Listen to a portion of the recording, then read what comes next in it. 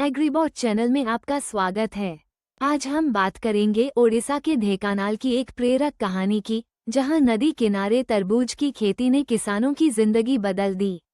जानेंगे कि कैसे सही बीज, बेहतर प्रबंधन और संगठित विपणन से कम उपज वाली खेती एक मजबूत आजीविका में बदल गई। ओडिशा के ढेंकानाल सदर क्लस्टर में ब्राह्मणी नदी के दाहिने किनारे 6 गांव बसे हैं। ये नदी वर्षा आधारित है, लेकिन रबी और गर्मी के मौसम में भी यहाँ तरबूज के लिए पर्याप्त पानी उपलब्ध रहता था। समस्या ये थी कि जमीन रेतीली थी और उस पर कांस घास का काफी प्रकोप था। फिर भी किसान नदी किनारे तरबूज उगाते थे, क्योंकि इस फसल में कम समय में अच्छी कमाई की संभावना थी। साल 2004-05 में इस इलाके में केवल 4 किसान तरबूज की खेती कर रहे थे। कुल क्षेत्र सिर्फ 1.6 हेक्टेयर था और किसान कम उपज देने वाली, कमजोर गुणवत्ता की किस्में और बीज इस्तेमाल कर रहे थे। इसी वजह से उत्पादन क्षमता बहुत सीमित थी। ये दिखाता है कि केवल फसल चुन लेना काफी नहीं होता, सही किस्म और सही तकनीक भी उतनी ही जरूरी होती है। 2011-12 में NAIP के कॉम्पोनेंट 3 के तहत इस क्षेत्र में आजीविका सुधार का प्रयास शुरू हुआ। OUAT, भुवनेश्वर और उसके कंसोर्टियम पार्टनर्स ने किसानों को अच्छी गुणवत्ता वाली उच्च उपज किस्में अपनाने के लिए प्रेरित किया।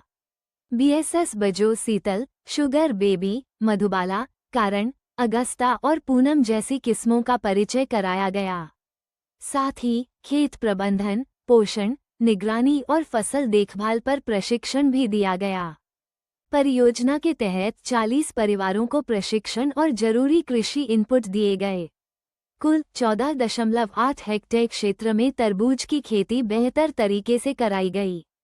इसका असर बहुत साफ दिखा, क्योंकि उत्पादकता बढ़कर 25 टन पर हेक्टेयर तक पहुंच गई। यह एक अच्छा उदाहरण है कि जब तकनीक, बीज और मार्गदर्शन साथ मिलते हैं, तो कमजोर क्षेत्र भी बेहतर प्रदर्शन कर सकता है। 2011-12 में 14.8 हेक्टेयर क्षेत्र से किसानों ने कुल 370 टन उत्पादन हासिल किया। सबसे महत्वपूर्ण बात ये रही कि शुद्ध आय बढ़कर 65,000 रुपये पर हेक्टेयर तक पहुंच गई। यानी पहले जहां खेती सीमित और जोखिम भरी लगती थी, वहीं अब ये कमाई का भरोसेमंद साधन बनने लगी। जब किसान अपने खेत में नतीजा देखते हैं, तभी नई तकनीक तेजी से फैलती है।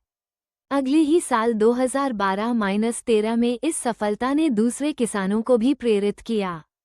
किसानों ने कांस घास हटाई, नई जमीन तैयार की और बड़े पैमाने पर तरबूज की खेती शुरू की।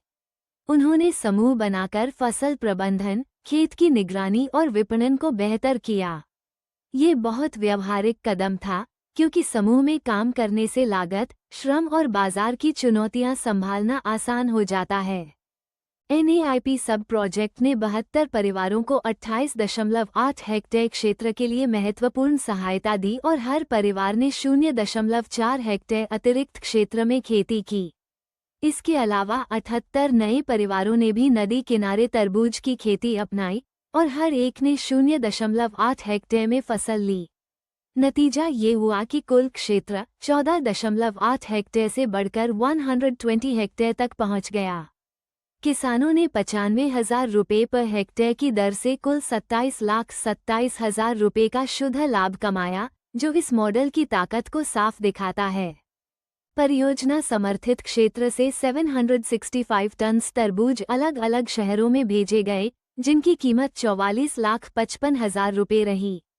ओडिशा के अंगुल, भुवनेश्वर, भद्रक, कटक, ढेंकानाल, कुर्दा, केंद्रापड़ा और पैटामुंडाई के साथ साथ कोलकाता, शिलोंग, सिलचर, विजयवाड़ा और देवघर जैसे शहरों तक बिक्री हुई। महालक्ष्मी वेजिटेबल सप्लायर, क्वाखिया और जाजापुर से जुड़ाव बनने पर दूर के बाजारों तक पहुंच आसान हुई। इस खेती से सिर्फ किसानों की आय नहीं बढ़ी, बल्कि आसपास के गांवों की महिलाओं को भी मजदूरी और रोजगार के अवसर मिले।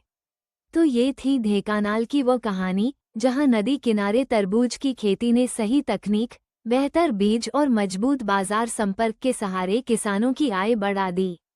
अगर आपको यह वीडियो उपयोगी लगा हो, तो लाइक, सब्सक्राइब और शेयर करें और ऐसे ही कृषि नवाचारों के लिए एग्रीबॉट चैनल से जुड़े रहें।